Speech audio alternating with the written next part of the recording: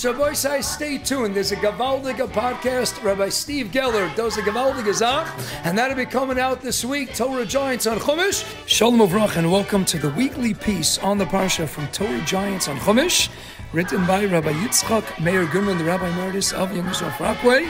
Sit back and enjoy. Welcome to Torah Giants on Chumash. I'm Steve Geller. Rabbi Goodman loves bringing really good answers to really good questions. Well, this week he's going to bring us one beautiful answer to three famous questions. And as amazing as that magical feat is, we have Rav Eytan Feiner Shlita to bring it to a whole nother level. Get ready. This week in our Parsha, Eile Pikudei HaMishkan, Mishkan HaEdus. These are the accounts of the Mishkan of testimony. Rashi is among the many commentators who discuss the double expression of Mishkan and offer various theories. A new modern idea is offered by Rav Eliyahu Schlesinger in his work Eile Hadvarim. Perhaps the text is speaking, or really hinting, about two Mishkans. The Mishkan built by Bezalel in the desert, and the one each Jew must build by making his home a Mishkan in which God is welcome. Although Rav Schlesinger states it in reverse order, Rabbi Goodman believes it would be logical to call our homes the Mishkan of testimony, for by practicing ethics and sanctity within its walls, we are indeed testifying to the holiness of the original one. And look at how perfectly this fits in with another famous pasuk that hinted at the same idea. Va'asuli mikdash, and make for me a mikdash, v'shochanti bisocham, and I will dwell among them. Chazal noticed the change between the singular mikdash and the plural bisocham, them. This hints at the same idea. When we make our individual homes a mini sanctuary, our table is the altar, at which blessings are recited, kosher food is eaten, and elevated conversation and Torah are spoken. Our library of holy books of Torah and Talmud is our Aron. The light of the Torah and being studied there is the light from our menorahs.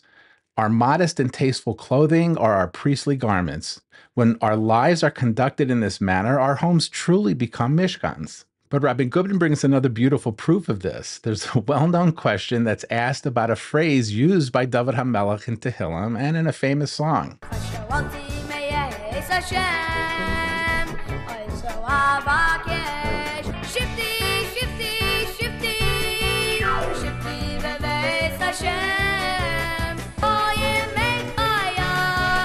Achas Shoalti me'es Hashem. The one thing I ask of Hashem, osa avakesh, that I shall seek, shifti beveis Hashem, to sit in the house of Hashem, kol yemei chaya, all the days of my life, lachzos b'noam Hashem, and to bask in the pleasantness of Hashem, ulavaker behechalo, and to visit his hechel, his sanctuary. The obvious question is, if his desire is shifti beveis Hashem, to sit in the house of Hashem, kol yemei chaya, all the days of his life, ulavaker behechalo, if he's sitting in the house of Hashem all the days of his life, which hechel is he visiting?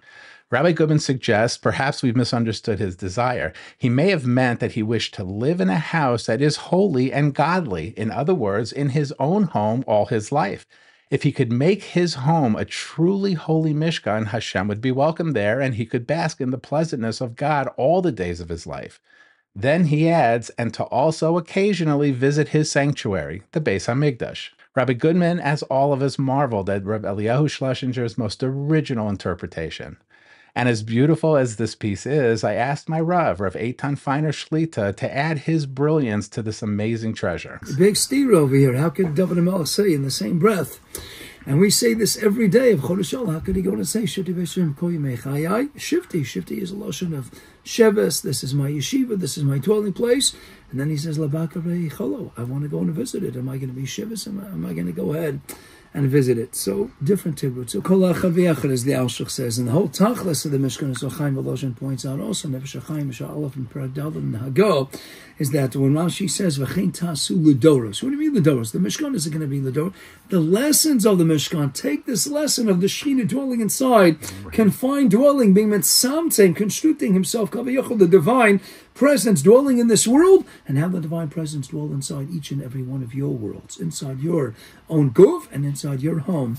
Bring that Shekhinah into your home. And that's the Gemara in Sota, Yitzayin Aman Aleph, Darash Rabbi Akiva, Ish v'Isha Zochu, Shekhinah Shuyi B'neim. Bring the Shekhinah to the house. How do you bring the Shekhinah to the house? If there's Ava, Shuyi B'neim. What is Ava? Aleph Hey, Veis Hey, Gematria 13. Gematria Echad, Aleph Ches Daled.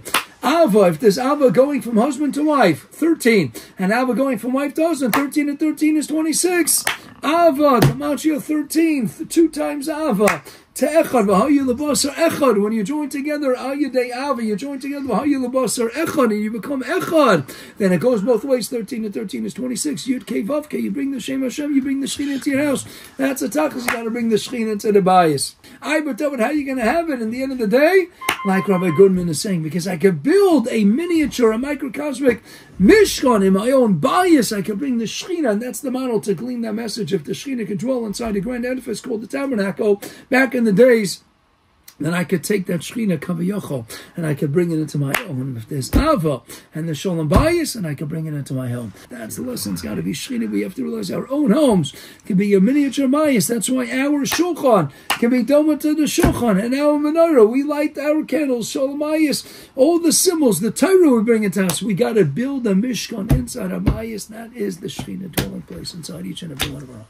The Vilna Gaon found a hint related to this idea that our table is also a substitute for the incense in the temple. Our Parsha lists only 4 varieties of incense by name, while the other 7 are derived elsewhere. The 4 spices in our Parsha, nataf, shcheles, chelbana, and levana. The Rosh Teves, the first letters of these 4 spices, spell the word shulchan, table. Just a beautiful concept that will enrich all of our lives. All of our lives, that is, if we like this video, subscribe to the YouTube channel, and most importantly, hit the share button, which copies the link to this amazing Torah so you can easily paste the link into emails, Facebook, texts, WhatsApp groups, or your social media of choice. I'd also encourage you to leave any questions or comments as well. It's all to help realize the potential of Rabbi Goodman's life's work, Torah Giants on Chumash.